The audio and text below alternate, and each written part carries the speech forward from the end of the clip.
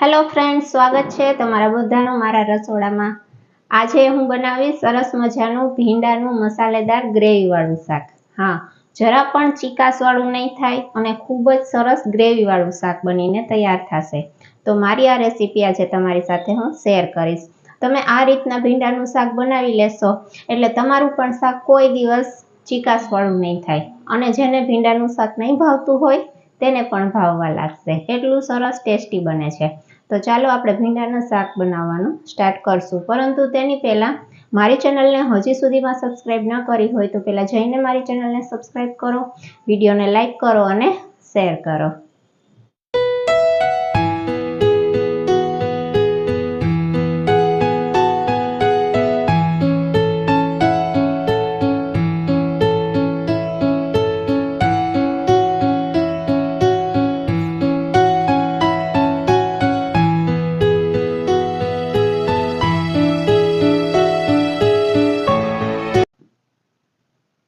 અઢીસો ગ્રામ જેટલા ભીંડા લીધા છે, તેને આવી રીતના બંને સાઈડથી કટ કરી લેવાના છે।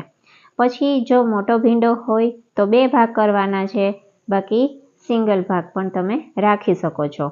વચ્ચેની સાઈડથી આવી રીતના કટ કરીશું અને ચેક કરશું કે બગડેલો છે કે નહીં। વચ્ચેની સાઈડથી કટ કરવાથી ગ્રેવી અંદર સુધી જશે, ભીંડાની ચીકાશ પણ દૂર થશે। તેટલા માટે વચ્ચેથી આવી રીતના કટ કરી અને બધા જ ભીંડા આવી રીતના સમારી લેશું। હવે તેની અંદર આપણે લાલ મરચું પાવડર, ધાણા જીરું, ગરમ મસાલો, હળદર, મીઠું અને ચણાનો લોટ નાખીશું। પછી તેની અંદર અડધું ફાડું લીંબુનું નીચોવીશું। લીંબુથી ભીંડાની ચીકાશ થોડી દૂર થશે। બસ આ બધું સરસ રીતના મિક્સ કરી લેવાનું છે અને ભીંડાની ઉપર તેનું કોટિંગ આવી રીતના થઈ જાય તેવી રીતના કરવાનું છે અને તેને બસ 10 મિનિટ માટે ઢાંકીને સાઈડમાં રાખી દેશું। હવે પેનની અંદર આપણે 3 ચમચી જેટલું તેલ લીધું છે। હવે તેલની અંદર આપણે જે ભીંડા મેરિનેટ કરીને રાખ્યા હતા તેને તળી લેશું। સરસ ક્રિસ્પી જેવા થઈ જાય, ભીંડા સરસ તળાઈ જાય ત્યાં સુધી તેને ધીમી આંચ ઉપર તળી લેવાના છે। બસ જો આપણા ભીંડા તળાઈ ગયા છે તેને આપણે કાઢી લેશું અને તે જ તેલની અંદર વઘાર કરીશું।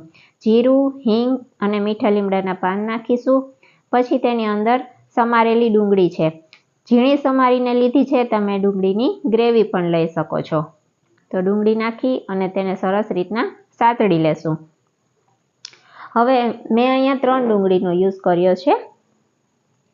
હવે તેની અંદર આદુ, મરચાં અને લસણની પેસ્ટ લીધી છે, તેને એડ કરીશું। મરચાંનો જો તીખાશ તમને ઓછી ભાવતી હોય તો ઓછો યુઝ કરી શકો છો। તેને પણ સરસ સાતળી લેશું।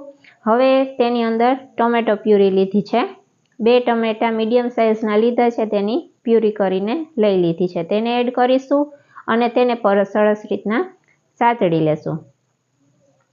ચડી જાય 5 મિનિટ માટે ઢાંકીને રાખી દેશું। હવે બીજી સાઈડ દહીં લીધું છે 1 વાટકો, તેની અંદર આપણે મસાલા એડ કરીશું। હળદર, ધાણા જીરું, લાલ મરચું પાવડર, ગરમ મસાલો, મીઠું નાખીને તેને મિક્સ કરી લેશું।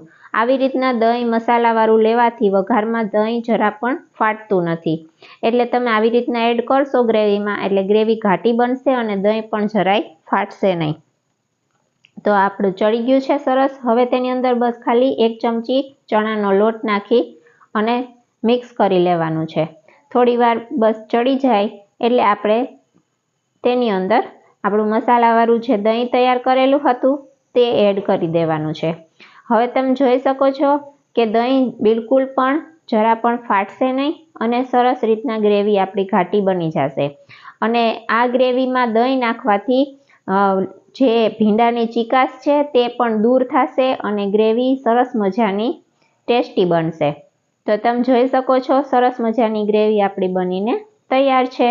તેની અંદર બસ કોથમીર નાખી અને મિક્સ કરી થોડી વાર માટે ચડી જાય એટલે તેની અંદર આપણે જે ભીંડા તળીને સાઈડમાં રાખેલા હતા તેને એડ કરીશું। તો આપણી ગ્રેવી તૈયાર છે।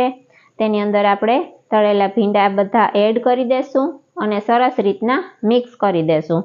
ભીંડાની બિલકુલ ચીકાશ નથી રહેતી, એકદમ સરસ મજાનું ગ્રેવીવાળું શાક બને છે। તો તમે જોઈ શકો છો સરસ આવી રીતના મિક્સ કરી અને બસ ખાલી 2 મિનિટ માટે આવી રીતના ઢાંકીને ચડવા દેવાનું છે।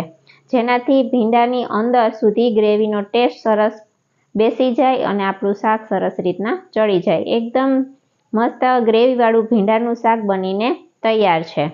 જરા પણ ચીકાશવાળું નથી બન્યું અને ટેસ્ટમાં પણ એકદમ સરસ બન્યું છે. તો બસ આપણે તેને સર્વ કરીશું. તમે પણ આ રેસીપી તમારી ઘરે ટ્રાય કરો અને મને કોમેન્ટ બોક્સમાં જણાવો કે તમને મારી આ રેસીપી કેવી લાગી.